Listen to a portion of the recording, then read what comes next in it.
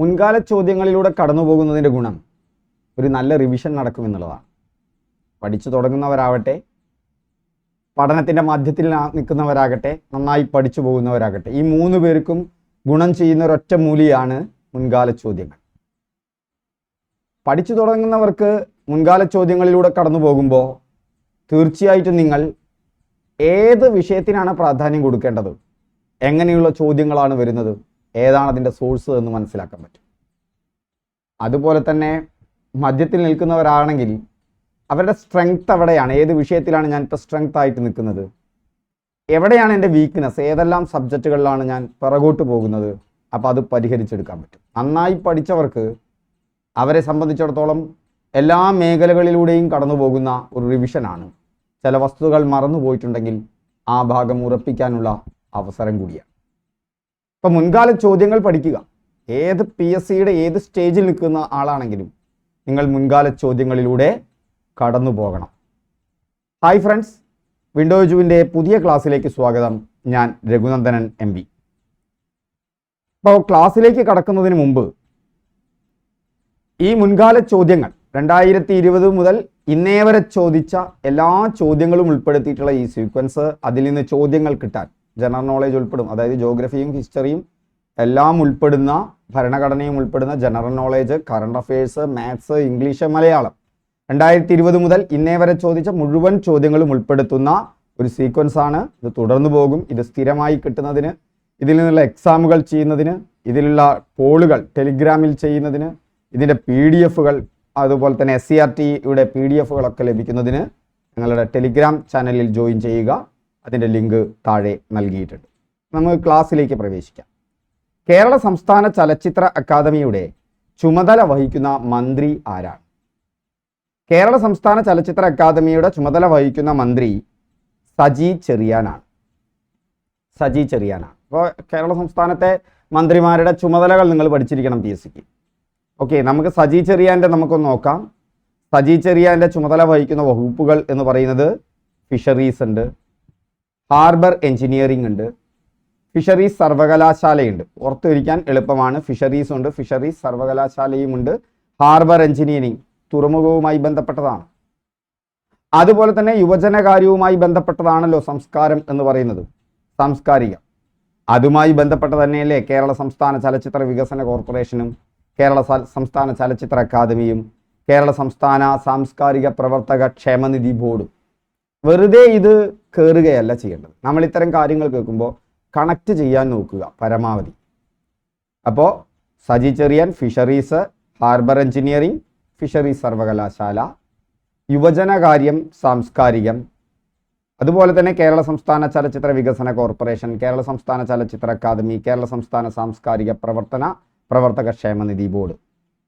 കേരള സംസ്ഥാന ചലച്ചിത്ര അക്കാദമി മലയാള സിനിമയുടെ വികസനം ലക്ഷ്യമിട്ട് 1998 ചലച്ചിത്ര അക്കാദമി രൂപവൽക്കരിച്ചത്. എന്നാണ് 1998. കേരള സംസ്ഥാന ചലച്ചിത്ര അക്കാദമി ചെയർമാൻ രഞ്ജിത്ത് അല്ല, അന്താരാഷ്ട്ര പഴയ കാലത്ത് രഞ്ജിത്തൊക്കെ പോയി അല്ലേ? ആരാണ്? ഒന്ന് കമൻറ്റ് ചെയ്യൂ. നിങ്ങൾ നല്ല ശ്രദ്ധയിലുണ്ടെങ്കിൽ നിങ്ങളുടെ ശ്രദ്ധയിലുണ്ടായിരിക്കും. ഇപ്പോൾ കേരള സംസ്ഥാന ചലച്ചിത്ര അക്കാദമി ചെയർമാൻ ആരാണ്? ഒന്ന് ആലോചിച്ച് നോക്കൂ, നിങ്ങൾക്ക് കിട്ടിയിരിക്കണം. അന്താരാഷ്ട്ര ചലച്ചിത്രോത്സവം കേരള സംസ്ഥാന സർക്കാരിൻ്റെ സാംസ്കാരിക വകുപ്പിൻ്റെ ആഭിമുഖ്യത്തിൽ വർഷം തോറും നടത്തി വരുന്ന അന്താരാഷ്ട്ര ചലച്ചിത്രമേളയാണ് കേരള അന്തർദേശീയ ചലച്ചിത്രോത്സവം, IFFK, international film festival of Kerala. 1996 ചലച്ചിത്രോത്സവം ആരംഭിക്കുന്നത്. 1998 ചലച്ചിത്ര അക്കാദമി വരുന്നു. അതോടുകൂടി IFFKയുടെ ചുമതല ചലച്ചിത്ര അക്കാദമിക്ക് ലഭിക്കുന്നു. ഈ മേളയുടെ സ്ഥിരം വേദി തിരുവനന്തപുരമാണ്. ഓർത്തിരിക്കുക, മേളയുടെ സ്ഥിരം വേദി തിരുവനന്തപുരമാണ്. അതുപോലെ തന്നെ ഈ മേള നടക്കുന്ന, IFFK നടക്കുന്ന ഒരു കാലം എന്ന് പറയുന്നത് എല്ലാ വർഷവും ഡിസംബർ 2-ാമത്തെ വെള്ളിയാഴ്ചയാണ്. എല്ലാ വർഷവും ഡിസംബർ 2-ാമത്തെ വെള്ളിയാഴ്ചയാണ്. ചലച്ചിത്രോത്സവത്തിൽ ഏഷ്യൻ, ആഫ്രിക്കൻ, ലാറ്റിൻ അമേരിക്കൻ രാജ്യങ്ങളിൽ നിന്നുള്ള പുതിയ ചിത്രങ്ങളുടെ മത്സരവും ഉൾപ്പെടും. 3 ലോക രാഷ്ട്രങ്ങളിൽ നിന്നുള്ള ചിത്രങ്ങൾക്കാണ് മേളയിൽ പ്രാമുഖ്യം. ലോക ചിത്രങ്ങളെയും മറ്റ് ഇന്ത്യൻ ഭാഷാ ചിത്രങ്ങളെയും മലയാളിക്ക് പരിചയപ്പെടുത്തുക എന്നതാണ് ചലച്ചിത്രോത്സവത്തിൻ്റെ ലക്ഷ്യം. കേരള സംസ്ഥാന ചലച്ചിത്ര വികസന കോർപ്പറേഷൻ. കേരള സംസ്ഥാന ചലച്ചിത്ര വികസന കോർപ്പറേഷൻ വേറൊന്നാണ്. അത് സംസ്ഥാനത്തെ ചലച്ചിത്ര വിപണി പ്രോത്സാഹിപ്പിക്കുന്നതിനായി കേരള സർക്കാർ സ്ഥാപിച്ച ഒരു സംഘടനയാണ്. മലയാള സിനിമകളുടെ നിർമ്മാണം മദ്രാസിലായിരുന്നു. ആ കാലഘട്ടത്തിൽ 1975 ചലച്ചിത്ര വികസന കോർപ്പറേഷൻ സ്ഥാപിതമായത്. 75 മറ്റേതേതാ കൊല്ലം? ചലച്ചിത്ര അക്കാദമി എന്ന് പറയുന്നത് 1998. എന്നാൽ IFFK ആരംഭിക്കുന്നത് 1996. അപ്പോൾ മലയാള ചലച്ചിത്ര വ്യവസായത്തെ മദ്രാസിൽ നിന്ന് കേരളത്തിലേക്ക് മാറ്റുക എന്ന ലക്ഷ്യത്തോടെയാണ് KSFDC രൂപവൽക്കരിക്കുന്നത്. ഇന്ത്യയിൽ പൊതുമേഖലയുടെ കീഴിൽ ചലച്ചിത്ര വികസനത്തിന് വേണ്ടിയുള്ള ഇത്തരത്തിൽ ആദ്യത്തെ സംഘടനയാണ്. ഇന്ത്യയിൽ തന്നെ ചലച്ചിത്ര വികസനത്തിന് വേണ്ടിയിട്ടുള്ള ഇത്തരത്തിലുള്ള ആദ്യത്തെ സംഘടനയാണ് KSFDC എന്ന് പറയുന്നത്. ചിത്രാഞ്ജലി സ്റ്റുഡിയോ നിങ്ങൾ കേട്ടിട്ടുണ്ടായിരിക്കും. അതിൻ്റെ സ്ഥാപകർ KSFDC ആണ്. കേരളത്തിലുടനീളം 10 തിയേറ്ററുകളുള്ള സിനിമാ പ്രദർശന ശൃംഖല KSFDCയുടെ ഉടമസ്ഥതയിലാണ്. സംസ്ഥാന ചലച്ചിത്ര വികസന കോർപ്പറേഷൻ ചെയർമാൻ, അതും ഒന്ന് പറയൂ, ഷാജി എൻ കരുണാണോ അല്ലേ എന്നുള്ളത്. നേരത്തെ പറഞ്ഞു രഞ്ജിത്ത് മാറേണ്ട അവസ്ഥയും പിന്നീട് നിങ്ങൾക്കൊക്കെ അല്ലേ പ്രിയങ്കരനായ ഒരാൾ അത് ഏറ്റെടുക്കുന്നതും അയാൾ സാധാരണക്കാരനോടൊപ്പം തന്നെ അത് നടത്തുന്നതൊക്കെ നിങ്ങൾ കേട്ടിട്ടുണ്ടായിരിക്കും. ഇത് രണ്ടും ഇപ്പോൾ ആരാണ്? നിങ്ങളൊന്ന് കമൻറ്റ് ചെയ്യും. ഈ കേരള സംസ്ഥാന ചലച്ചിത്ര വികസന കോർപ്പറേഷനെ കുറിച്ച് ഓർക്കുമ്പോൾ അവരുടെ ഒരു പ്രധാനപ്പെട്ട സിനിമ നിഷിദ്ധോ എന്ന് പറയുന്ന ഒരു സിനിമ നിർമ്മിച്ചു. ആ നിഷിദ്ധോ വളരെ പ്രസക്തവും പ്രസിദ്ധവുമായ സിനിമയാണ്.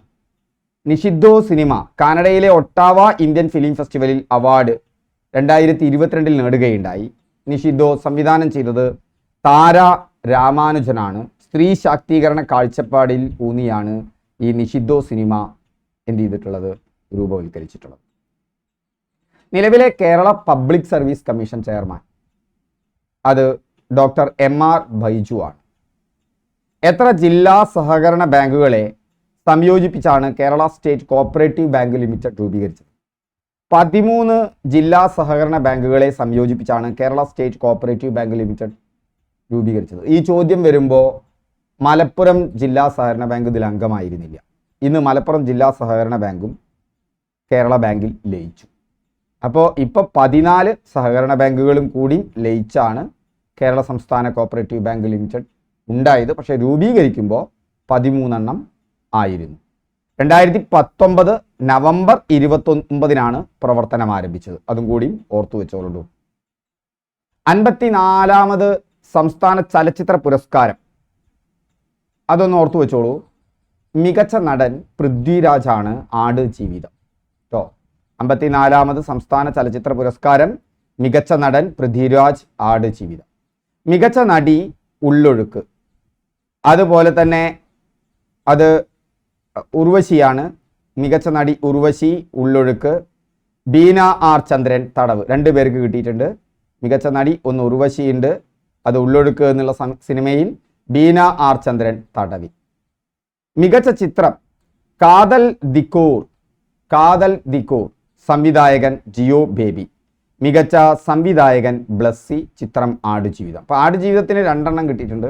മികച്ച സംവിധായകനും മികച്ച നടനുള്ളതിന് പൃഥ്വിരാജ്. മികച്ച നടി ഉർവശിയാണ് ഉള്ളൊഴുക്ക്, ബീന ആർ ചന്ദ്രൻ, തടവ്. മികച്ച ചിത്രം കാതൽ ദിക്കൂർ, സംവിധായകൻ ജിയോ ബേബി. 2023 JC ഡാനിയൽ പുരസ്കാരം നേടിയത് ആരാണ്? 2023 JC ഡാനിയൽ പുരസ്കാരം നേടിയത് ഷാജി എൻ കരുണാണ്. മലയാള സിനിമയ്ക്ക് നൽകിയ സമഗ്ര സംഭാവനകൾ പരിഗണിച്ചാണ് ഈ പുരസ്കാരം, JC ഡാനിയൽ പുരസ്കാരം. 5 ലക്ഷം രൂപയും ശില്പവും പ്രശസ്തി പത്രവും അടങ്ങുന്നതാണ് പുരസ്കാരം. 2022 TV ചന്ദ്രനും 2023 ഷാജി എൻ കരുണുമാണ്. 2024 പത്മശ്രീ പുരസ്കാരം ലഭിച്ച കഥകളി ആചാര്യൻ ആര്? അത് സദനം ബാലകൃഷ്ണനാണ്. 2024 പത്മശ്രീ പുരസ്കാരം ലഭിച്ച കഥകളി ആചാര്യൻ സദനം ബാലകൃഷ്ണനാണ്. അത് ഓർത്തിരിക്കുക. പത്മശ്രീ എന്നത് കല, സാഹിത്യം, ശാസ്ത്രം, കായികം, പൊതുസേവനം എന്നീ വിഷയങ്ങളിൽ മികവ് തെളിയിക്കുന്ന ഭാരതീയർക്ക് കേന്ദ്ര സർക്കാർ നൽകുന്ന ഒരു പുരസ്കാരമാണ്.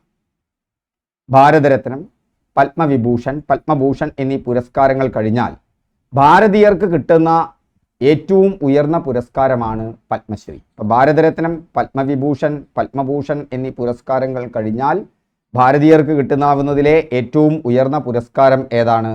അത് പത്മശ്രീ ആണ്. ഭാരതത്തിലെ ഏറ്റവും ഉയർന്ന സിവിലിയൻ ബഹുമതി ഏതാണെന്ന് ചോദിച്ചാൽ അത് ഭാരതരത്നമാണ്. ഭാരതത്തിലെ ഏറ്റവും ഉയർന്ന സിവിലിയൻ ബഹുമതി ഏതാണ്? ഭാരതരത്നമാണ്. കലയ്ക്ക്, സാഹിത്യത്തിന്, ശാസ്ത്രത്തിന്, പൊതുജന സേവനത്തിന്, കായികം എന്നീ വ്യത്യസ്ത തുറകളിൽ സ്തുത്യർഹമായ സേവനം അനുഷ്ഠിച്ചവർക്കാണ് ഈ ബഹുമതി നൽകുന്നത്. ഭാരതത്തിലെ രണ്ടാമത്തെ ഉയർന്ന സിവിലിയൻ ബഹുമതി ഭാരതരത്നം കഴിഞ്ഞാൽ രണ്ടാമത്തെ ഉയർന്ന സിവിലിയൻ ബഹുമതി എന്ന് പറയുന്നത് പത്മവിഭൂഷൺ ആണ്. പത്മവിഭൂഷൺ. മറ്റൊന്നാണ് പത്മഭൂഷൺ പുരസ്കാരം. 1954 ജനുവരി 2 ഇന്ത്യ പ്രസിഡന്റ് സ്ഥാപിച്ച സിവിലിയൻ ബഹുമതിയാണ് ഭാരതരത്നം. ഓക്കെ, പത്മവിഭൂഷൺ എന്നിവ കഴിഞ്ഞാൽ രാജ്യത്തെ ഏറ്റവും ഉയർന്ന ബഹുമതിയാണ് പത്മഭൂഷൺ. അപ്പോൾ ഭാരതരത്നം, പത്മവിഭൂഷൺ, പിന്നെ പത്മഭൂഷൺ. പത്മശ്രീ ആകട്ടെ പത്മഭൂഷണേക്കാൾ താഴെ. അപ്പോൾ ഭാരതരത്നം, പത്മവിഭൂഷൺ, പത്മഭൂഷൺ, പത്മശ്രീ. അതിൻ്റെ വെയിറ്റ് കാണുമ്പോൾ തന്നെ നിങ്ങൾക്ക് അതിൻ്റെ ആ ഓർഡർ ഓർത്തിരിക്കാൻ എളുപ്പമാണ്. ഭാരതരത്നം കഴിഞ്ഞാൽ പത്മവിഭൂഷൺ, കുറച്ചും കൂടി ഒരു സ്ട്രോങ് തോന്നുന്നുണ്ട് അല്ലേ. അതിന് താഴെയായിട്ട് പത്മഭൂഷൺ, പിന്നെ പത്മശ്രീ. ഇന്ത്യയിലെ പരമോന്നത സിവിലിയൻ ബഹുമതി മറക്കണ്ട, ഭാരതരത്നം. ഒരു വർഷം പരമാവധി എത്ര പേർക്കാണ് ഭാരതരത്നം ലഭിക്കുക? 3 പേർക്ക്. ഇടയ്ക്ക് തെറ്റിച്ചിട്ടൊക്കെ ഉണ്ട്. ഭാരതരത്ന മെഡലിന്റെ ആകൃതി എന്താണ്? ആലിലയുടെ. പ്രഥമ ഭാരതരത്ന പുരസ്കാരം ആർക്കൊക്കെ ആയിരുന്നു? ഒന്ന് എളുപ്പമാണ്, C Rajagopalachari, doctor S Radhakrishnan, C V Raman. ഇവിടെയൊക്കെ നിങ്ങൾക്ക് ഒരു സിയും എസും കാണാം. ഓക്കെ, സി രാജഗോപാലാചാരി ഉണ്ട്, ഡോക്ടർ എസ് രാധാകൃഷ്ണൻ ഉണ്ട്, സി വി രാമൻ ഉണ്ട്. ഭാരതരത്നം ആദ്യം കൈപ്പറ്റിയ വ്യക്തി സി രാജഗോപാലാചാരിയാണ്, 1954. മരണാനന്തര ബഹുമതിയായി ഭാരതരത്നം ലഭിച്ച ആദ്യ വ്യക്തി അത് ലാൽ ബഹദൂർ ശാസ്ത്രിയാണ്. മരണാനന്തര ബഹുമതിയായി ഭാരതരത്നം ലഭിച്ച ആദ്യ വ്യക്തി ആരാണ്? അത് ലാൽ ബഹദൂർ ശാസ്ത്രിയാണ്. ലോകത്തിൻ്റെയും, അതായത് നോബൽ, ഏഷ്യയുടെയും മാക്സസെ, ഇന്ത്യയുടെയും ഭാരതരത്നം. ഇതെന്താ? ലോകത്തെ ഏറ്റവും ഉയർന്ന പുരസ്കാരം നമുക്കറിയാം, നോബൽ തന്നെയാണ് പരിഗണിക്കപ്പെടുന്നത്. ഏഷ്യയിലെ ഏറ്റവും ഉയർന്ന പുരസ്കാരം മാക്സസെ അവാർഡാണ്. ഇന്ത്യയിലെ ഏറ്റവും ഉയർന്ന സിവിലിയൻ ബഹുമതി ഏതാണ്? ഭാരതരത്നം. ഇത് 3 നേടിയ ഒരു വ്യക്തിയുണ്ടല്ലോ, ആള് കേമനായിരിക്കും അല്ലേ? ഒരു കേമനല്ല, കേമത്തിയാണ് മദർ തെരേസ. മദർ തെരേസയാണ് നോബൽ പുരസ്കാരവും മാക്സസെ അവാർഡും ഭാരതരത്നവും നേടിയ വ്യക്തി. ഭാരതരത്നം നേടിയ ആദ്യ വിദേശി ഖാൻ അബ്ദുൽ ഗാഫർ ഖാൻ ആണ്, 1987. നിങ്ങൾക്കറിയാം, ഖാൻ അബ്ദുൽ ഗാഫർ ഖാൻ എന്ന് പറയുമ്പോൾ ഇന്ത്യക്കാരനല്ലാന്ന് നമുക്ക് തോന്നില്ല. പക്ഷേ അദ്ദേഹം ഇന്ത്യക്കാരൻ തന്നെയാണ്. പക്ഷേ മറ്റൊരു വിഭജന ശേഷം അദ്ദേഹം പാകിസ്ഥാനിലായി മാത്രം എന്ന് മാത്രം. അപ്പോൾ ഭാരതരത്ന 2024 ആർക്കൊക്കെയാണ്? അത് MS സ്വാമിനാഥനുണ്ട്, LK അദ്വാനിക്കുണ്ട്, Charan സിംഗിനുണ്ട്, PV നരസിംഹറാവുവിനുണ്ട്, Karpoori താക്കൂറിനുണ്ട്. ഓർത്തിരിക്കുക, MS സ്വാമിനാഥൻ കൃഷിയാണ്, LK അദ്വാനി ഉപപ്രധാനമന്ത്രിയായിരുന്നു, അതുപോലെ തന്നെ ചരൺ സിംഗ് ഒക്കെ പൊതുജന രംഗാണ് അല്ലേ. PV നരസിംഹറാവു നമ്മുടെ പ്രധാനമന്ത്രിയായിരുന്നു, കർപ്പൂരി താക്കൂർ മുഖ്യമന്ത്രിയായിരുന്നു. ഇത്രയും പേർക്കാണ് 2024 ഭാരതരത്നം. അത് കഴിഞ്ഞാൽ നിങ്ങൾക്കറിയാലോ, അടുത്ത ബഹുമതി എന്ന് പറയുന്നത് പത്മവിഭൂഷണാണ്. വെങ്കയ്യ നായിഡു, BJPയുടെയൊക്കെ നേതാവായിരുന്ന, പബ്ലിക് അഫയേഴ്സ്. ചിരഞ്ജീവി, കലയ്ക്കാണ്, അറിയാലോ, ആന്ധ്രാപ്രദേശ്. വൈജയന്തിമാല, അത് തമിഴ്നാട്ടിൽ നിന്ന്. പത്മ സുബ്രഹ്മണ്യം, കല, തമിഴ്നാട്ടിൽ നിന്ന്. ബിന്ദേശ്വർ പതക്, അത് സാമൂഹിക സേവനം, ബീഹാർ. ഇപ്പം പത്മവിഭൂഷൺ, വെങ്കയ്യ നായിഡു, ചിരഞ്ജീവി, വൈജയന്തിമാല, പത്മ സുബ്രഹ്മണ്യം, ബിന്ദേശ്വർ പതക്. പത്മശ്രീ ലഭിച്ച മലയാളികൾ ആകെ 110 പേർക്ക് ലഭിച്ചിട്ടുണ്ട്. 110 പേരെയും പഠിക്കണ്ട. അപ്പം അവിടെ മലയാളികളെ മാത്രം എടുത്ത് പഠിക്കുക. എത്ര മലയാളികൾക്കാണ്? 6 ആളുകൾക്കാണ്. ഒന്ന് അശ്വതി തിരുനാൾ ഗൗരി ലക്ഷ്മിബായിക്കാണ്. പുതിയ പത്മശ്രീ വന്നിട്ടുണ്ട്. ഓക്കെ, അത് നമുക്ക് പഠിക്കാം. ഒന്ന് അശ്വതി തിരുനാൾ ഗൗരി ലക്ഷ്മിബായിക്കാണ്. മറ്റൊന്ന് മുനി നാരായണ പ്രസാദിനാണ്. സദനം ബാലകൃഷ്ണൻ, കഥകളി. ഇവരുടെയൊക്കെ രംഗം ഓർത്തു വെക്കണം. അപ്പോൾ സാഹിത്യം, വിദ്യാഭ്യാസമാണ് മുനി നാരായണ പ്രസാദ്. അശ്വതി തിരുനാൾ ഗൗരി ലക്ഷ്മിബായിയും സാഹിത്യം, വിദ്യാഭ്യാസമാണ്. പകരാവൂർ ചിത്രൻ നമ്പൂതിരിപ്പാട് മരണാനന്തര ബഹുമതിയാണ്, സാഹിത്യം വിദ്യാഭ്യാസമാണ്. EP നാരായണൻ തെയ്യം കലാകാരൻ, ഓർത്തു വെച്ചോളൂ, EP നാരായണൻ തെയ്യം കലാകാരൻ. സത്യനാരായണ ബലേരി നെൽ കർഷകൻ. 6 പേർക്ക് കിട്ടിയിട്ടുണ്ട് എന്ത്? Padmashri. Kerala state council for science technology and environment എന്ന് നാമം സ്വീകരിച്ചത് ഏത് വർഷത്തിൽ ആണ്? Kerala state council for science and technology and environment അത് 2002 ഭൂമിയുടെ വൻകര ഭൂവൽക്കത്തിൽ അടങ്ങിയിരിക്കുന്ന പ്രധാന ധാതുക്കൾ ഏതെല്ലാമാണ്? ഭൂമിയുടെ വൻകര ഭൂവൽക്കത്തിൽ അടങ്ങിയിരിക്കുന്ന പ്രധാന ധാതുക്കൾ മഗ്നീഷ്യം, സിലിക്കയുമാണ്. അപ്പോൾ ഭൂമിയുടെ ഘടനയിലേക്ക് നമുക്കൊന്ന് കടന്നു പോകാം. SCERT ടെക്സ്റ്റ് ബുക്കിലൂടെ ഭൂമിക്ക് പാളികളുള്ള ഘടനയാണുള്ളത്. പാളികളുള്ള ഘടനയാണ് ഭൂമിക്കുള്ളത്. അപ്പോൾ ഏതൊക്കെയാണ് പ്രധാന ഭൂപാളികൾ? ഒന്ന് ഭൂവൽക്കമാണ്, ഏറ്റവും പുറത്ത്. ഭൂവൽക്കം കഴിഞ്ഞാൽ മാൻറ്റിൽ ഉണ്ട്. മാൻറ്റിൽ കഴിഞ്ഞാൽ പുറക്കാമ്പുണ്ട്, അകക്കാമ്പുണ്ട്. അപ്പോൾ ഏറ്റവും ഉള്ളിലുള്ളത് അകക്കാമ്പാണ്. അതിന് പുറത്തൊരു പുറക്കാമ്പുണ്ട്. അതുകൊണ്ട് അവസാനിച്ചില്ല, അതിന് പുറത്തൊരു മാൻറ്റിലുണ്ട്.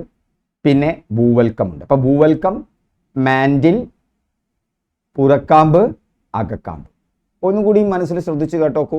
ഭൂവൽക്കം, ഓക്കെ, അതിനുള്ളിലായിട്ടൊരു മാൻറ്റിൽ, അതിനുമുള്ളിലായിട്ട് ഒരു പുറക്കാമ്പ്, ഏറ്റവും ഉള്ളിലായിട്ട് അകക്കാമ്പ്.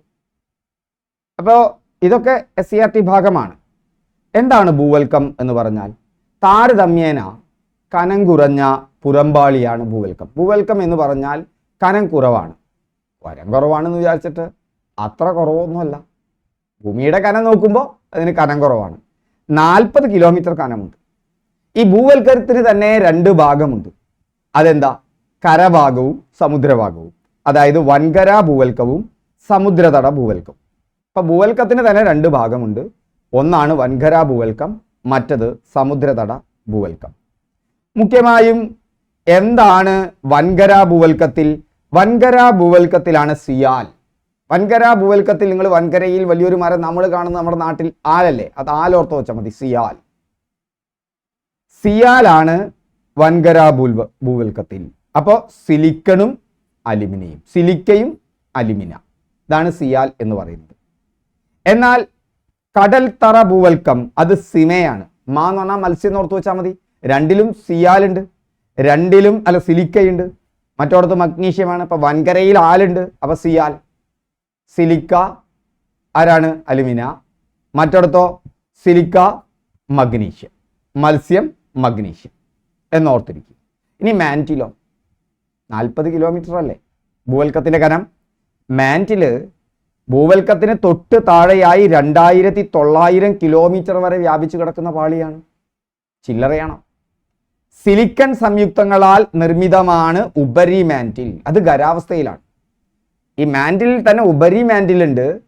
സിലിക്കൺ സംയുക്തങ്ങളാൽ നിർമ്മിതമാണ്. സിലിക്കണ്ട് മറ്റോടത്തും, ഇവിടെയും വരുന്നുണ്ട്. ആ ഉപരി മാൻറ്റിൽ ഖരാവസ്ഥയിലാണ്. ഉപരി മാൻറ്റിൽ എന്താണ്? ഖരാവസ്ഥയിലാണ്. എന്നാൽ ലോഹങ്ങളും സിലിക്കയും കൂടി ചേർന്ന അധോ മാൻറ്റിൽ അത് അർദ്ധദ്രവാവസ്ഥയിലുമാണ്. അർദ്ധദ്രവാവസ്ഥയിലാണ് അധോ മാൻറ്റിൽ. ഓർത്തിരിക്കുക, അവിടെ സിലിക്കയും ലോഹങ്ങളും കൂടി ചേർന്നതാണ്. മറ്റത് സിലിക്ക സംയുക്തങ്ങളാൽ നിർമ്മിതമാണ് ഉപരി മാൻറ്റിൽ. കാമ്പ് എന്ന് പറഞ്ഞാൽ നേരത്തെ നമ്മൾ പറഞ്ഞല്ലോ, 2900 കിലോമീറ്റർ താഴെ വരെ എന്തുണ്ട്? മാൻറ്റിലുണ്ട്. ആ മാൻറ്റിൽ 2900 കഴിഞ്ഞാൽ 6371 കിലോമീറ്റർ താഴെ വരെ, ആ 2900 തൊട്ട് 6371 കിലോമീറ്റർ താഴെ ഭൂകേന്ദ്രം വരെയാണ്, ഭൗമകേന്ദ്രം വരെയാണ് കാമ്പ്. ലോഹ നിർമ്മിതമായ കാമ്പിനെ, ലോഹം കൊണ്ട് നിർമ്മിതമാണ് കാമ്പ്. ആ കാമ്പിനെ 2ആയി തിരിക്കാം. ഒന്ന് പുറക്കാമ്പ്, മറ്റൊന്ന് അകക്കാമ്പ്.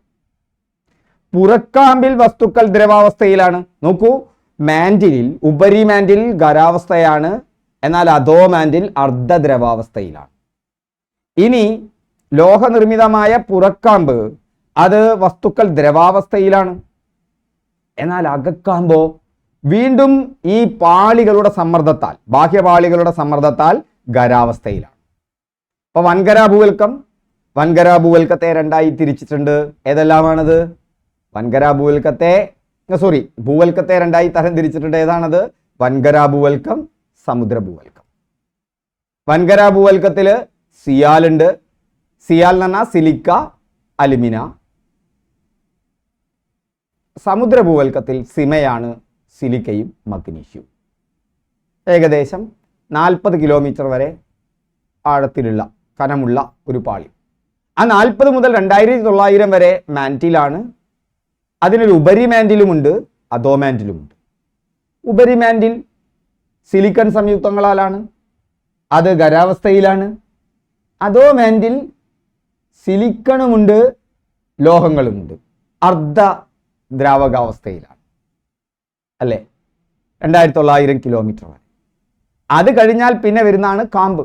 ആ കാമ്പ് എന്ന് പറയുന്നത് 6371 കിലോമീറ്റർ വരെയാണ്. കാമ്പിന് അകക്കാമ്പുമുണ്ട്, പുറക്കാമ്പുമുണ്ട്. പുറക്കാമ്പ് ദ്രവാവസ്ഥയിൽ തന്നെയാണ്. അധോമാൻറ്റിൽ അർദ്ധദ്രവാവസ്ഥ, അത് കഴിഞ്ഞ് ദ്രവാവസ്ഥ. എന്നാൽ അകക്കാമ്പ് ഖരാവസ്ഥയിലാണ്. രണ്ടും ലോഹങ്ങളാൽ നിർമ്മിതമാണ്. ക്ലിയർ ആണല്ലോ? അകക്കാമ്പ് ബാഹ്യപാളികളുടെ സമ്മർദ്ദത്താലാണ്. ഇരുമ്പ്, നിക്കൽ എന്നീ ലോഹങ്ങൾ കൊണ്ട് നിർമ്മിതമായതിനാൽ ഭൂമിയുടെ കാമ്പിന് നിഫെ എന്നും പേരുണ്ട്. ഫെറസ് എന്നുള്ളത് ഇരുമ്പിനെ സൂചിപ്പിക്കുന്നതാ. എഫ് എന്നാണ് പറയുക. നിക്കലും ഫെറസും ചേർന്ന് നിഫെ ആണ്. അപ്പൊ ഇതൊക്കെ ഓർത്ത് വയ്ക്കുക. കണ്ടോ? ഒരൊറ്റ ഭാഗത്ത് നിന്ന് ചോദിക്കുന്ന ചോദ്യമാണിത്. താഴെ തന്നിരിക്കുന്നവയിൽ അവസാദ ശിലയ്ക്ക് ഉദാഹരണമല്ലാത്തത്? പലതരത്തിലുള്ള ശിലകളുണ്ട്. ആ ശിലകളുമായി ബന്ധപ്പെട്ട ചോദ്യമാണ്. താഴെ തന്നിരിക്കുന്നവയിൽ അവസാദ ശിലയ്ക്ക് ഉദാഹരണമല്ലാത്തതാണ് ചോദിച്ചിട്ടുള്ളത്. അത് ബസാൾട്ട് ആണ്. അവസാദ ശിലയ്ക്ക് ഉദാഹരണമല്ലാത്തത്. മണൽ കല്ലും ചുണ്ണാമ്പ് കല്ലും അവസാദ ശിലയ്ക്ക് ഉദാഹരണമാണ്. ഇപ്പം എന്തെല്ലാം ശിലകൾ? ആ ശിലകളുടെ ഉദാഹരണങ്ങൾ നമ്മൾ പഠിച്ചിരിക്കണം. ശിലകൾ ഭൂമിയുടെ ഖരരൂപത്തിലുള്ള പുറംപാളി ശിലാനിർമ്മിതമാണ്. ഭൂമിയുടെ ഖരരൂപത്തിലുള്ള പുറംപാളി എങ്ങനെയാണ്? ശിലാനിർമ്മിതമാണ്. പുറംപാളി ശിലാനിർമ്മിതമാണ്. അതുകൊണ്ട് തന്നെ ഇതിനെ ശിലാമണ്ഡലം എന്ന് വിളിക്കും. നിറത്തിലും കാഠിന്യത്തിലുമെല്ലാം വൈവിധ്യം പുലർത്തുന്നവരാണ്. പല തരക്കാരാണ് ഇവര്. ഓക്കെ, രൂപീകരണത്തെ അടിസ്ഥാനമാക്കി ശിലകളെ 3ആയി തരംതിരിക്കാം. ഏതെല്ലാമാണ് ശിലകൾ? ഓർത്തു വെച്ചോളൂ. ഇവിടുന്നാണ് ആ ചോദ്യങ്ങൾ പലപ്പോഴും വരാറ്. നോക്കൂ, ചുണ്ണാമ്പ് കല്ല്, മണൽ കല്ല്, കൽക്കരി, ഒരൊറ്റ ഭാഗം. എപ്പോഴും SCERT ബുക്കിലെ ഇത്തരത്തിലുള്ള ബോക്സുകൾ, അതുപോലെ തന്നെ ഇത്തരത്തിലുള്ള ബുള്ളറ്റ് പോയിന്റ്സ് ഒക്കെ ഒന്ന് ശ്രദ്ധിക്കുക. അതൊക്കെ പരീക്ഷയ്ക്ക് വരാറുണ്ട്. ശിലകളിൽ തന്നെ ആഗ്നേയ ശിലകളുണ്ട്, അവസാദ ശിലകളുണ്ട്, കായാന്തരിത ശിലകളുണ്ട്. ആഗ്നേയം, അഗ്നിപർവ്വതങ്ങൾ. കണ്ടു? ആഗ്നേയ ശിലകൾ അഗ്നിപർവ്വതങ്ങളിലൂടെയോ അല്ലാതെയോ ഭൗമോപരിതലത്തിലോ ഭൂവൽക്കത്തിനുള്ളിലെ വിള്ളലുകളിലോ എത്തുന്ന ശിലാദ്രവം തണുത്തുറഞ്ഞു രൂപം കൊള്ളുന്നു. Basalt, granite. അപ്പോ അഗ്നിപർവ്വതങ്ങളിലൂടെയോ അല്ലാതെയോ ഭൂമിക്കകത്തുള്ള ശിലാദ്രവം പുറത്തെത്തുന്നു. ശിലകൾ ഉരുകിയിട്ട് ദ്രവിച്ച് കിടക്കുന്നത് പുറത്തേക്ക് എത്തുന്നു. ആ പുറത്തേക്ക് എത്തി പാറകൾ ഉണ്ടാകും. അങ്ങനെ ഉണ്ടാകുന്ന പാറകൾക്ക് ഉദാഹരണമാണ് ബസാൾട്ട്, ഗ്രാനൈറ്റ്. ഓക്കെ.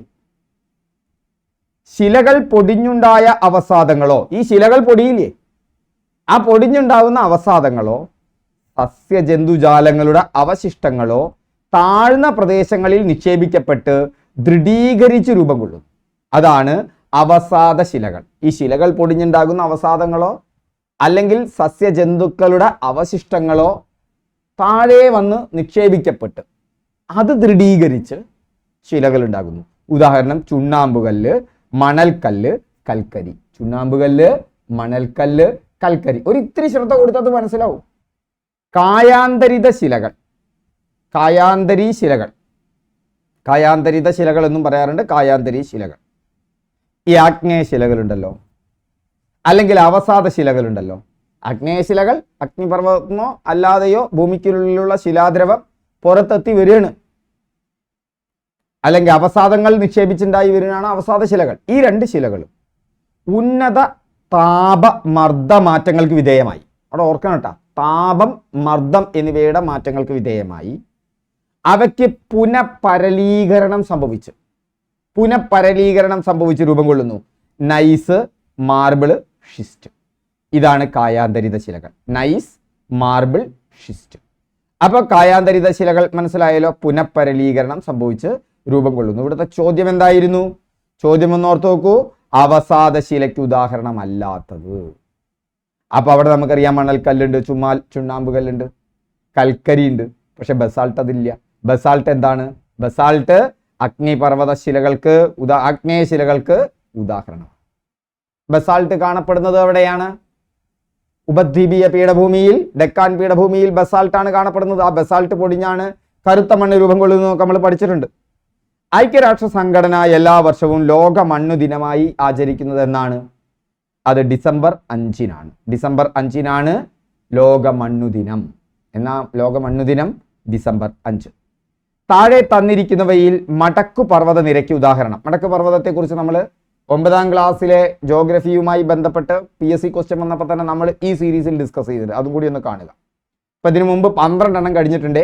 നിങ്ങൾ സാവധാനം കണ്ടുപോകുക. നിങ്ങൾ എപ്പോൾ കാണുന്ന ആളുകൾക്കാണെങ്കിലും അത് സാവധാനം കണ്ടുപോകാം. അപ്പോൾ അതൊന്ന് കണ്ടുപോകണം. അപ്പോൾ താഴെ തന്നിരിക്കുന്നവയിൽ മടക്കു പർവ്വത നിരയ്ക്ക് ഉദാഹരണം ഏതൊക്കെയാണ്? അത് അറ്റ്ലസും ആൽപ്സുമാണ്. അപ്പോൾ ഈ ഒരു ചോദ്യം വന്നാൽ ഡീറ്റെയിൽ ആയിട്ട് മടക്കു പർവ്വത നിരകളെ കുറിച്ച് ഒന്ന് ഡീറ്റെയിൽ ആയിട്ട് പഠിക്കണം. ഭൂമിയുടെ ഉപരിതലത്തിൽ നിന്ന് കുറഞ്ഞത് 600 മീറ്റർ ഉയരത്തിൽ വരുന്ന ഭൂരൂപത്തെയാണ് പർവ്വതം എന്ന് വിളിക്കുന്നത്. ഏത് കുട്ടിക്കുന്നിനെയും പർവ്വതം എന്ന് വിളിക്കില്ല. മിനിമം 600 മീറ്റർ ഉയരം ഉണ്ടെങ്കിലേ പർവ്വതം എന്ന് വിളിക്കുള്ളൂ കേട്ടോ. ലോകത്തിലെ ഏറ്റവും പ്രായം കുറഞ്ഞ പർവ്വതങ്ങളാണ് മടക്കു പർവ്വതങ്ങൾ.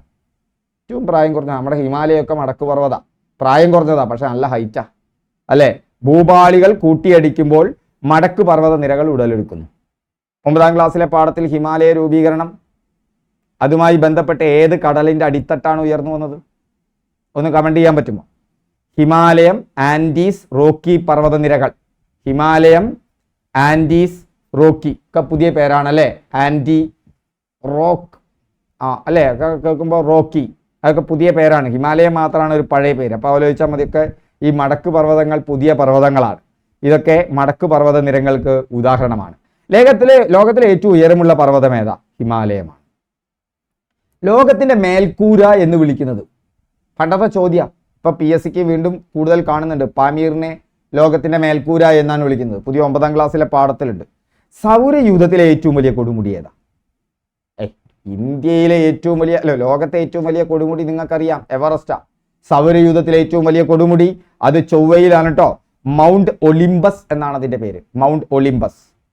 ഒളിമ്പസ് മോൺസിന്റെ ഉയരം ഏകദേശം 27 കിലോമീറ്ററാ. ചില്ലറക്കാരനല്ല, 27 കിലോമീറ്റർ ഉയരം. ഇന്ത്യയിലെ പർവ്വതങ്ങൾ ഏതൊക്കെയാണോ? വിന്ധ്യനിര, ഇന്ത്യൻ ഉപദ്വീപിനെ ഉത്തര ഇന്ത്യ, ദക്ഷിണേന്ത്യ എന്നിങ്ങനെ രണ്ടായി വിഭജിക്കുന്നു. അപ്പൊ ഇന്ത്യയുടെ ചിത്രം വരയ്ക്കുമ്പോൾ നമുക്കറിയാം അല്ലേ? ഇന്ത്യയുടെ ചിത്രം ഇങ്ങനെ വരയ്ക്കുമ്പോൾ നിങ്ങൾക്കറിയാം അവിടെ എന്തുണ്ട്? വിന്ധ്യ പർവ്വത നിരകളുണ്ട്. വിന്ധ്യ സാത്പുര പർവ്വത നിരകളുണ്ട്. അതിനിടയിലൂടെ ഒഴുകുന്ന നദി ഏതാ?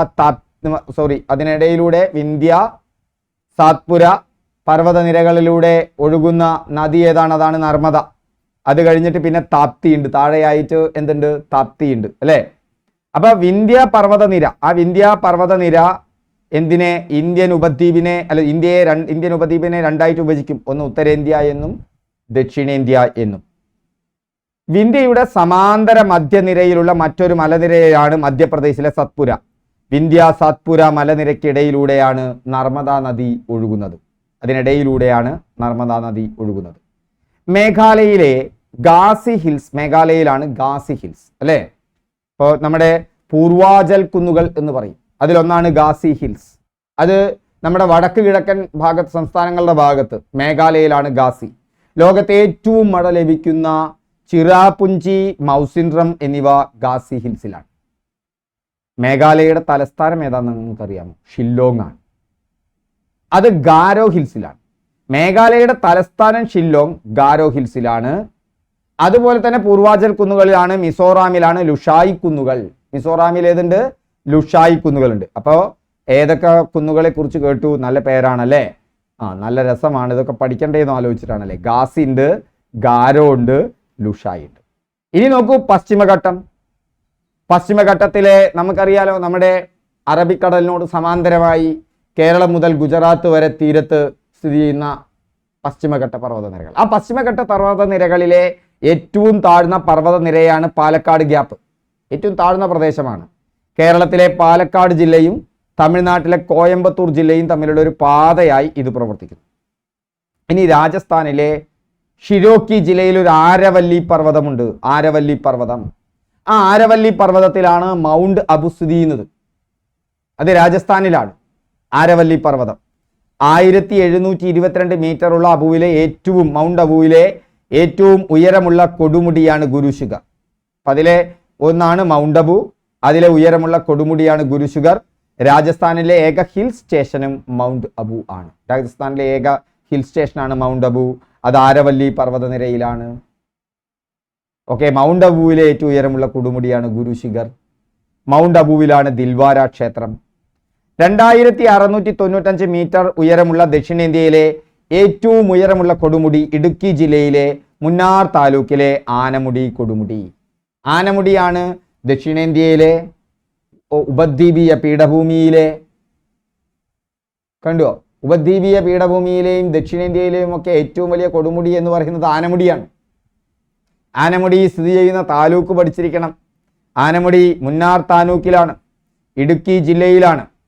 മുന്നാർ താലൂക്കിൽ ഇടുക്കി ജില്ലയിൽ ദേവികുളം പഞ്ചായത്തിലാണ് ആനമുടി കൊടുമുടി. പശ്ചിമഘട്ടത്തിലാണ് ആനമുടി സ്ഥിതി ചെയ്യുന്നത്. ഇനി പശ്ചിമഘട്ടം കൂടാതെ പൂർവ്വഘട്ടമുണ്ട്. അത് നമ്മുടെ അറബിക്കടലിന് സമാന്തരമായാണ് പശ്ചിമഘട്ടം സ്ഥിതി ചെയ്യുന്നതെങ്കിൽ ബംഗാൾ ഉൾക്കടലിന് സമാന്തരമായി പൂർവ്വഘട്ടവും സ്ഥിതി ചെയ്യുന്നുണ്ട്. അപ്പോൾ ഇന്ത്യയിലെ പ്രധാന പർവ്വതനിരകളെ കുറിച്ച് നിങ്ങൾക്ക് മനസ്സിലായല്ലോ. പൂർവാചൽ കുന്നുകളുണ്ട്, പിന്നെ ഹിമാലയമുണ്ട്. ഹിമാലയത്തിന്റെ ഭാഗം ഇന്ത്യയിൽ വരുന്നുണ്ട് അല്ലേ? അത് നമുക്ക് ഡീറ്റെയിൽ ആയിട്ട് പിന്നെ പഠിക്കാം. പിന്നെ പൂർവാചൽ കുന്നുകൾ നമ്മൾ കണ്ടു, മേഘാലയയിലുള്ള, അതുപോലെ തന്നെ മിസോറാമിലൊക്കെ ഉള്ള കുന്നുകളെ കണ്ടു അല്ലേ? ഗാരോ, ഗാസി, ലിഷാവോ കുന്നുകളെയൊക്കെ കണ്ടില്ലേ നിങ്ങൾ? മിസോ കുന്നുകൾ, ഇതൊക്കെ പൂർവാചൽ കുന്നുകളാണ്. അത് എവിടെയാണ്? വടക്ക് കിഴക്കൻ സംസ്ഥാനങ്ങളിലായിട്ടാണ് കിടക്കുന്നത്. ഹിമാലയത്തിൽ തന്നെയുള്ള വേർതിരിവ് 9ാം ക്ലാസ്സിലെ പാഠത്തിൽ വിശദമായി പറയുന്നുണ്ട്. നമ്മൾ ഈ സീരീസിൽ തന്നെ ആ പർവ്വതങ്ങളെ കുറിച്ച് പറഞ്ഞിട്ടുണ്ട്. കനത്ത മഴയെ തുടർന്ന് പെട്ടെന്ന് ജലനിരപ്പ് ഉയരുന്ന പ്രതിഭാസം ഏതാണ്? കനത്ത മഴയെ തുടർന്ന് പെട്ടെന്ന് ജലനിരപ്പ് ഉയരുന്ന പ്രതിഭാസം എന്ന് പറയുന്നത് മലവെള്ളപ്പാച്ചിലാണ്. കനത്ത മഴയെ തുടർന്ന് പെട്ടെന്ന് ജലനിരപ്പ്. ഇപ്പം നമ്മൾ ഈ കാടുകളിലൊക്കെയുള്ള അരുവിയിൽ കുളിക്കുമ്പോൾ നല്ല ശ്രദ്ധിക്കണം, ടൂറിനൊക്കെ പോകുമ്പോൾ അല്ലേ? പെട്ടെന്നാണ് വെള്ളം വരിക, അതിലാണ്ട് കുത്തിയൊലിച്ചു പോകും. അപ്പം അതിനെയാണ് മലവെള്ളപ്പാച്ചിൽ. മലയിൽ നിന്നുള്ള വെള്ളത്തിൻ്റെ വളരെ വേഗത്തിലുള്ള പാച്ചിൽ. അപ്പൊ അങ്ങനെ വരുമ്പോൾ SCERT ബുക്കിൽ എന്തെല്ലാം പറയുന്നുണ്ട്? വർഷണത്തെക്കുറിച്ച് പറയുന്നുണ്ട്. തുടർച്ചയായ ഘനീകരണത്തിലൂടെ മേഘങ്ങളിൽ ജലകണികകളുടെ വലിപ്പം കൂടി വരുന്നു. അതായത് നമുക്ക് ബാഷ്പീകരണമൊക്കെ കാരണം സമുദ്രത്തിൽ നിന്നും നമ്മുടെ നീർത്തടങ്ങളിൽ നിന്നും ഒക്കെ തന്നെ നീരാവി ഉയർന്നു പൊങ്ങും അല്ലേ? എന്നിട്ട് എവിടെത്തും? അത് മുകളിലെത്തും. മുകളിലെത്തിയാൽ തണുക്കും. തണുക്കുമ്പോൾ ഘനീകരണം ഉണ്ടാകും. ഈ വായു എന്തായിരിക്കും? തണുത്ത് ഘനീകരിക്കും. അപ്പൊ ഘനീകരിക്കുമ്പോൾ മേഘങ്ങളിലെ ജലകണികകളുടെ വലിപ്പം കൂടി വരുന്നു. അപ്പൊ ജലകണികകളുടെ എന്ത് വരും? വലിപ്പം ചെറിയ തുള്ളിയാവും. അതൊക്കെ അവിടെ ഇങ്ങനെ നിൽക്കാം. അതിന് ചില പൊടികളെ കേന്ദ്രീകരിച്ചിട്ടാണ് ഈ ഘനീകരണം നടക്കുക.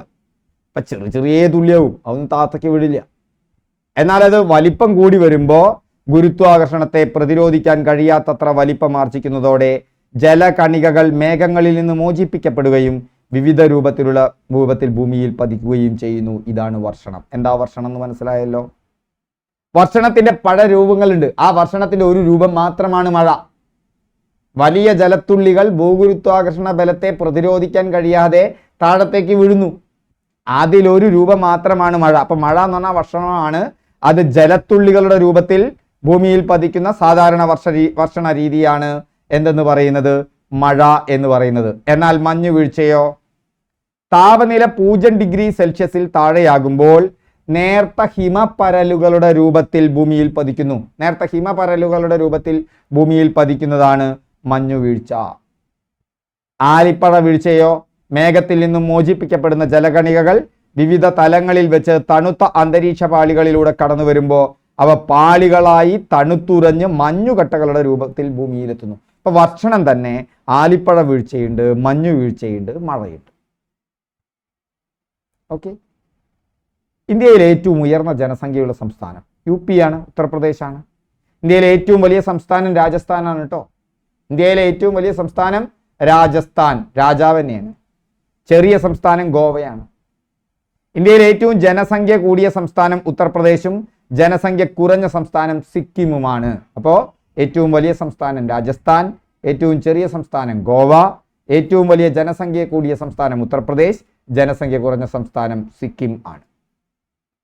1,00,000-ലധികവും 10 ലക്ഷത്തിൽ താഴെയും ജനസംഖ്യയുള്ള നഗരങ്ങൾ അറിയപ്പെടുന്ന പേരെന്താണെന്ന് അറിയാമോ?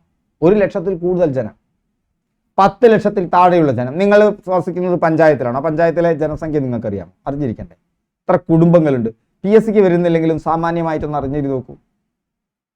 ഓക്കെ, അപ്പോൾ 1,00,000-ലധികം, 1,00,000-നും 10 ലക്ഷത്തിനധികം, 1,00,000-നും 10 ലക്ഷത്തിനും ഇടയ്ക്ക് ജനസംഖ്യയുള്ള ടൗണുകളെ പറയുന്ന പേരാണ് നഗരം.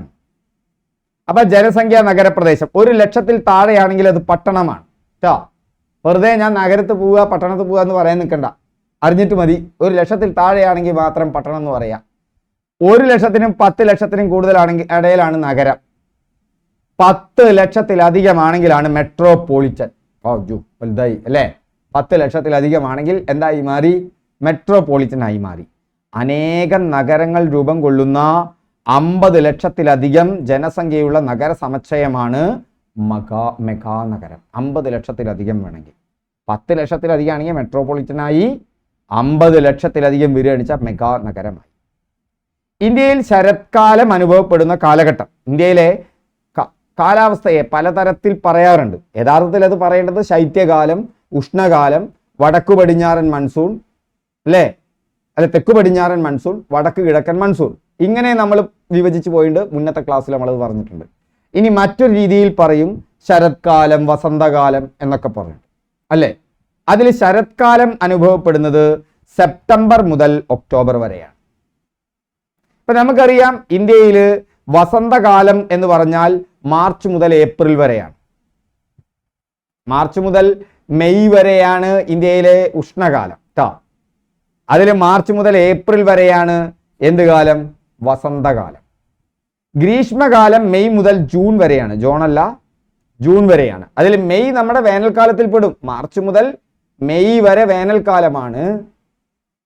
ആ വേനൽക്കാലത്തിലെ മെയ്യിനെ ഇങ്ങോട്ട് അടർത്തിയെടുത്ത് തെക്ക് പടിഞ്ഞാറൻ മൺസൂൺ കാലത്തെ ജൂണിനെ ഇങ്ങോട്ട് കൂട്ടിയിട്ടാണ് നമ്മുടെ ഗ്രീഷ്മകാലം വരുന്നത്. അപ്പൊ വസന്തം കഴിഞ്ഞാൽ ഗ്രീഷ്മം, അത് കഴിഞ്ഞാൽ വർഷകാലം. യഥാർത്ഥത്തിൽ നമ്മുടെ വർഷകാലം അഥവാ തെക്ക് പടിഞ്ഞാറൻ മൺസൂൺ കാലം എന്ന് പറഞ്ഞാൽ നമ്മൾ ജൂൺ മുതൽ സെപ്റ്റംബർ വരെയാണ് പറയാറ്, അല്ലേ? അതിൽ ജൂണിനെ ഒഴിവാക്കി ജൂലൈ മുതൽ ആഗസ്റ്റ് വരെയാണ്.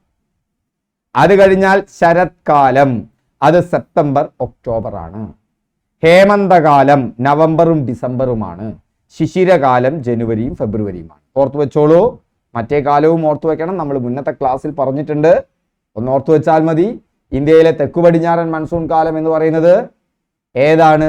ജൂൺ മുതൽ സെപ്റ്റംബർ വരെയാണ്. ജൂൺ മുതൽ സെപ്റ്റംബർ വരെയല്ലേ നമ്മുടെ ഇടവപ്പാതി ഇങ്ങോട്ട് തുടങ്ങിയ സെപ്റ്റംബർ വരെ മഴയല്ലേ? ഓണക്കാലം വരെ മഴയല്ലേ? അത് കഴിഞ്ഞാൽ പിന്നെ തുലാവർഷം വരെയല്ലേ? സെപ്റ്റംബർ മുതൽ ഏതുവരെ? സെപ്റ്റംബർ ടു ഏതുവരെ? നവംബർ വരെ നമ്മുടെ പിൻവാങ്ങൽ കാലമാണ്, അല്ലെ? പിന്നെ ഒക്ടോബർ വരെ. അത് കഴിഞ്ഞാൽ നവംബറും ഡിസംബറും ജനുവരിയും ഫെബ്രുവരിയും നമുക്ക് എന്ത് കാലമാണ്? തണുപ്പിന്റെ കാലമാണ്. ഡിസംബറിലൊക്കെ നല്ല തണുപ്പല്ലേ? അത് കഴിഞ്ഞാൽ മാർച്ച് മുതൽ ഏതുവരെ? മെയ് വരെ. മാർച്ച് മുതൽ മെയ് വരെ വേനൽക്കാലമാണ്. ഇനി മറ്റൊരു പിരിവാണ് വസന്തകാലം മാർച്ച് ഏപ്രിൽ, ഗ്രീഷ്മകാലം മെയ് ജൂൺ, വർഷകാലം ജൂലൈ ആഗസ്റ്റ്, ശരത്കാലം സെപ്റ്റംബർ ഒക്ടോബർ, ഹേമന്തകാലം നവംബർ ഡിസംബർ, ശിശിരകാലം ജനുവരി ഫെബ്രുവരി. ഓർത്തിരിക്കുക. കേരളത്തിൽ ഏറ്റവും കൂടുതൽ അരി എവിടെയാണ് ഉൽപ്പാദിപ്പിക്കപ്പെടുന്നത്? പാലക്കാടാണ്. കേരളത്തിലെ അരി ഏറ്റവും കൂടുതൽ ഉൽപ്പാദിപ്പിക്കപ്പെടുന്നത്. മരച്ചീനി തിരുവനന്തപുരത്താട്ടോ. ഏറ്റവും കൂടുതൽ മരച്ചീനി കൃഷിയുള്ളത് തിരുവനന്തപുരത്താ. റബ്ബർ എവിടെയാവും? കോട്ടയം അല്ലേ? അച്ചായന്മാരുടെ നഗരമാണ്, അല്ലേ? റബ്ബറിന്റെ നഗരമാണ്. തേയില, കുരുമുളക്, വെളുത്തുള്ളി, ഏലം, ചന്ദനം, ഗ്രാമ്പു, കറുവപ്പട്ട, കരിമ്പ്, കൊക്കോ ഒക്കെ ഇടുക്കിയിലാണ്. ഏറ്റവും കൂടുതൽ വനപ്രദേശമുള്ള ജില്ലയല്ലേ? തേയിലുണ്ട്, കുരുമുളകുണ്ട്, വെളുത്തുള്ളിയുണ്ട്, ഏലമുണ്ട്, ചന്ദനമുണ്ട്, ഗ്രാമ്പു ഉണ്ട്, കറുവപ്പട്ടയുണ്ട്, കരിമ്പുണ്ട്, കൊക്കോയുണ്ട്, അല്ലേ? ചന്ദനം മറയൂർ മറക്കരുത്, അല്ലേ? ഇവിടെയൊക്കെ ഇടുക്കി വരുന്നു. കൈതച്ചക്ക എറണാകുളമാണ്. കൈതച്ചക്ക എവിടെയാ? എറണാകുളമാണ്. എന്നാൽ പാലക്കാടോ? അരിയുണ്ട്, നിലക്കടലുണ്ട്, ഓറഞ്ച് ഉണ്ട്. നെല്ലിയാമ്പതി ഉള്ളതുകൊണ്ടാണ് ആ ഓറഞ്ച് വരുന്നത്. പരുത്തിയുണ്ട്. പരുത്തി കൃഷിക്ക് ഏറ്റവും അനുയോജ്യമായ മണ്ണ് കാണുന്നത് കേരളത്തിൽ എവിടെയാണ്? കേരളത്തിൽ എവിടെയാ? ഒന്ന് കമന്റ് ചെയ്യൂ. പരുത്തിക്ക് അതിനാവശ്യമായ കറുത്ത മണ്ണ് ഏത് പ്രദേശത്താണെന്ന് കമന്റ് ചെയ്യാമോ? ചോദിക്കാറുണ്ട്. മഞ്ഞളുണ്ട്, പച്ചമുളകുണ്ട്, പയർവർഗ്ഗമുണ്ട്, മാമ്പഴമുണ്ട്, മധുരക്കിഴങ്ങുണ്ട്. ഇതൊക്കെ പാലക്കാടാ. മലപ്പുറം മോശമല്ലട്ട. പപ്പായയും മുരിങ്ങയും മലപ്പുറത്താ. പപ്പായ, മുരിങ്ങ. നാളികേരം കോഴിക്കോടാണ്. നാളികേരം എവിടെയാ? കോഴിക്കോടാണ്. കാപ്പിയും ഇഞ്ചിയും സംശയമുണ്ടോ? വയനാടല്ലേ. കശുവണ്ടി എവിടെയാ? കണ്ണൂര്. പുകയിലയും അടക്കയും എവിടെയാണ്? കാസർഗോഡ്. പുകയിലയും അടക്കയും എവിടെയാണ്? കാസർഗോഡാണ്. ഓക്കെ. ഭക്ഷ്യവസ്തുക്കളായി നേരിട്ട് ഉപയോഗിക്കുന്ന വിളകളെയാണ് ഭക്ഷ്യവിളകൾ എന്ന് പറയുന്നത്. ഭക്ഷ്യവസ്തുക്കളായി നേരിട്ട് നമ്മൾ ഉപയോഗിക്കും അല്ലെ? നെല്ല് ഒക്കെ ഭക്ഷ്യവിളകളാ. ഗോതമ്പം ഭക്ഷ്യവിളയായിട്ട്. എന്നാൽ വാണിജ്യ വ്യാവസായിക പ്രാധാന്യമുള്ള വിളകളാണ് നാണ്യവിളകൾ. അടക്ക നമ്മൾ ഭക്ഷണം കഴിക്കാനാണോ ഉപയോഗിക്കാറ്? അത് വാണിജ്യത്തിനും വ്യവസായത്തിനും ഉപയോഗിക്കുന്നതാണ്. അല്ലെങ്കിൽ റബ്ബർ, അതൊക്കെ നാണ്യവിളകളാണ്. കേരളത്തിന്റെ ആകെ കൃഷി വിസ്തൃതിയുടെ ഭൂരിഭാഗവും ഉൾക്കൊള്ളുന്ന വിളകൾ നാണ്യവിളകളാണ്. കേരളത്തിൽ ഭക്ഷ്യവിളകളേക്കാൾ കൂടുതൽ ഏതാണ്? നാണ്യവിളകളാണ്. കേരളത്തിൽ കൃഷി ചെയ്യുന്ന പ്രധാന ഭക്ഷ്യവിളകൾ ഏതൊക്കെയാ? നെല്ല്, മരച്ചീനി, പയർവർഗ്ഗങ്ങൾ. കേരളത്തിൽ ഏറ്റവും കൂടുതൽ കൃഷി ചെയ്യുന്ന ഭക്ഷ്യവിള നെല്ലാണ്, 7.7%. കേരളത്തിൽ ഏറ്റവും കൂടുതൽ കൃഷി വിസ്തൃതിയുള്ള നാണ്യവിള തെങ്ങാണ്. തെങ്ങ് നാണ്യവിളയാണ്.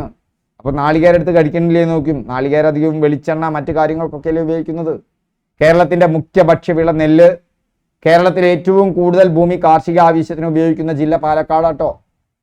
വലിയ ജില്ല ഇടുക്കിയാണ്, രണ്ടാമത്തെ ജില്ലയാണ് പാലക്കാട്. കേരളത്തിലെ ഏറ്റവും കൂടുതൽ ഭൂമി കാർഷിക ആവശ്യത്തിന് ഉപയോഗിക്കുന്ന ജില്ല പാലക്കാടാണ്. കേരള കർഷക ദിനം ചിങ്ങം 1. ദേശീയ കർഷക ദിനം ഡിസംബർ 23. ദേശീയ കർഷക ദിനം ഡിസംബർ 23. കേരള കർഷക ദിനം ചിങ്ങം 1. പമ്പയുടെ ദാനം എന്നറിയപ്പെടുന്നത് കുട്ടനാടാണ്. പമ്പയുടെ ദാനം ഏതാ? കുട്ടനാട്. കേരളത്തിന്റെ നെതർലാൻഡ്, കേരളത്തിന്റെ ഹോളണ്ട്. ഒരാൾ പറഞ്ഞു ലോകത്തിന്റെ കുട്ടനാട് എന്ന് ഹോളണ്ടിനെ വിളിക്കണമെന്ന്. അത്ര ഭംഗിയുണ്ട് കുട്ടനാട് എന്നാണ് ഈ അടുത്തുള്ള ഒരാൾ എഴുതിയത്. ലോകം മുഴുവൻ ചുറ്റി കറങ്ങിയ ആളല്ലട്ടാ, ഞാനല്ല പറഞ്ഞത്. കേരളത്തിന്റെ നെതർലാൻഡ് എന്നല്ല പറയേണ്ടത്, ലോകത്തിന്റെ കുട്ടനാടാണ് നെതർലാൻഡ് എന്നാ പറയേണ്ടത് എന്നാ പറഞ്ഞത്. അല്ലേ? നിങ്ങൾ കുട്ടനാടൊക്കെ ഒന്ന് പോയി കാണണം, ഭയങ്കര ഭംഗി തന്നെയാണ്. അപ്പോൾ കേരളത്തിന്റെ നെതർലാൻഡ്, കേരളത്തിന്റെ ഹോളണ്ട് എന്നറിയപ്പെടുന്ന സ്ഥലം കുട്ടനാടാണ്. കേരളത്തിൽ ഓറഞ്ച് കൃഷിക്ക് പ്രസിദ്ധമായ സ്ഥലമാണ് നെല്ലിയാമ്പതി, പാലക്കാട്. അതുകൊണ്ട് ഓറഞ്ചിൽ കേമൻ പാലക്കാട് തന്നെ. കേരളത്തിൽ പരുത്തി കൃഷി ചെയ്യുന്ന ഏക പ്രദേശം ഞാൻ നിങ്ങളോട് കമന്റ് ചെയ്യാൻ പറഞ്ഞതാ, ചിറ്റൂര്, പാലക്കാട്. കറുത്ത മണ്ണ് കാണപ്പെടുന്ന സ്ഥലം. ശരിക്കും ഡെക്കാൻ പീഠഭൂമിയിലാണ് കറുത്ത മണ്ണ് കാണപ്പെടുന്നത്. ഡെക്കാൻ പീഠഭൂമിയുടെ ഭാഗമായ കേരളത്തിലെ പ്രദേശം എന്ന് പറയുന്നത് വയനാടാണ്. പക്ഷെ അവിടെയല്ല കറുത്ത മണ്ണ് കാണപ്പെടുന്നത്, ചിറ്റൂർ താലൂക്കിലാണ്, പാലക്കാട്. കേരളത്തിൽ പുകയില കൃഷി ചെയ്യുന്ന സ്ഥലം കാസർഗോഡാണ്. പഴങ്ങൾ, പച്ചക്കറികൾ, സുഗന്ധവിളകൾ, കൂൺ, ഔഷധ സസ്യങ്ങൾ എന്നിവയുടെ കൃഷി പ്രോത്സാഹിപ്പിക്കുക എന്ന ലക്ഷ്യത്തോടെ പ്രവർത്തിക്കുന്ന സർക്കാർ സ്ഥാപനം ഹോർട്ടിക്കൾച്ചർ മിഷനാണ്. തേനീച്ച വളർത്തൽ പ്രോത്സാഹിപ്പിക്കുന്ന സർക്കാർ സംരംഭവും ഹോർട്ടിക്കൾച്ചർ മിഷനാണ്. താഴെ തന്നിരിക്കുന്നവയിൽ ട്രാൻസ് ഹിമാലയത്തിൽ ഉൾപ്പെടുന്നത് ഏത്? ട്രാൻസ് ഹിമാലയത്തിൽ ഉൾപ്പെടുന്നതാണ് ലഡാക്ക് സസ്ക. ഇപ്പോൾ വളരെ എളുപ്പമാണ് ഇത് പഠിക്കാൻ. ഏതാണ്? 9ാം ക്ലാസ്സിലെ പാഠഭാഗം ഒന്ന് നോക്കിയാൽ മതി, പുതിയ പാഠഭാഗം. താഴെ പറയുന്നവയിൽ അവകാശ പത്രികയിൽ ഒപ്പുവെച്ച ബ്രിട്ടീഷ് രാജാവ് ആരാകുന്നു? വില്യംസ് 3. ഈ അവകാശ പത്രിക എന്തുമായി ബന്ധപ്പെട്ടതാ? നിങ്ങളൊന്ന് പറയൂ. താഴെ പറയുന്നവയിൽ അവകാശ പത്രികയിൽ ഒപ്പുവെച്ച ബ്രിട്ടീഷ് രാജാവ് ആരാകുന്നു? വില്യംസ് 3. കേരളത്തിലെ ഇപ്പോഴത്തെ മുഖ്യ വിവരാവകാശ കമ്മീഷണർ ആരാണെന്ന് പറയാൻ പറ്റുമോ? ഇതിലുണ്ടോ യഥാർത്ഥ ആള്? നിങ്ങൾക്ക് പറയാൻ പറ്റുമോ? കറണ്ട് അഫയേഴ്സാ നമ്മളിപ്പോൾ അടുത്ത് ചർച്ച ചെയ്താ. നിങ്ങളൊന്ന് കമന്റ് ചെയ്യേ. കേരളത്തിലെ ഇപ്പോഴത്തെ മുഖ്യ വിവരാവകാശ കമ്മീഷണർ ആരാണെന്ന് ഈ ഓപ്ഷനിലുണ്ടോ? ഞാൻ അപ്ഡേറ്റ് ചെയ്താണോ? നിങ്ങൾ പറയൂ. ഇന്ത്യൻ ഫ്ലാഗ് കോഡ് പ്രകാരം VVIP വിമാനങ്ങളിൽ ഉപയോഗിക്കുന്ന പതാകയുടെ അളവ് ഏതാണ്? 450 × 300 ആണ്. ഏതാണത്? 450 × 300 പൂർണ്ണമായും രാഷ്ട്രത്തിന്റെ പണം കൊണ്ട് സംരക്ഷിക്കപ്പെടുന്ന യാതൊരു വിദ്യാഭ്യാസ സ്ഥാപനത്തിലും മതപരമായ ബോധനം നൽകുവാൻ പാടുള്ളതല്ല എന്ന് പരാമർശിക്കുന്ന ഇന്ത്യൻ ഭരണഘടനയിലെ അനുച്ഛേദം 28-ൽ 1. പൂർണ്ണമായും രാഷ്ട്രത്തിന്റെ പണം കൊണ്ട് സംരക്ഷിക്കപ്പെടുന്ന യാതൊരു വിദ്യാഭ്യാസ സ്ഥാപനത്തിലും മതപരമായ ബോധനം നൽകുവാൻ പാടുള്ളതല്ല 28-ൽ. ഹായ് ഫ്രണ്ട്സ്, അപ്പോൾ അവസാനം വരെ ആര് കണ്ടു? അവരൊന്ന് കമന്റ് ചെയ്യൂ. ഈ ക്ലാസ്സുകൾ ഇഷ്ടപ്പെട്ടോ ലൈക്ക് ചെയ്യൂ, ഷെയർ ചെയ്യൂ. അങ്ങനെയാണെങ്കിൽ അപ്പോൾ നമുക്ക് വീണ്ടും അടുത്ത ക്ലാസ്സിൽ കാണാം.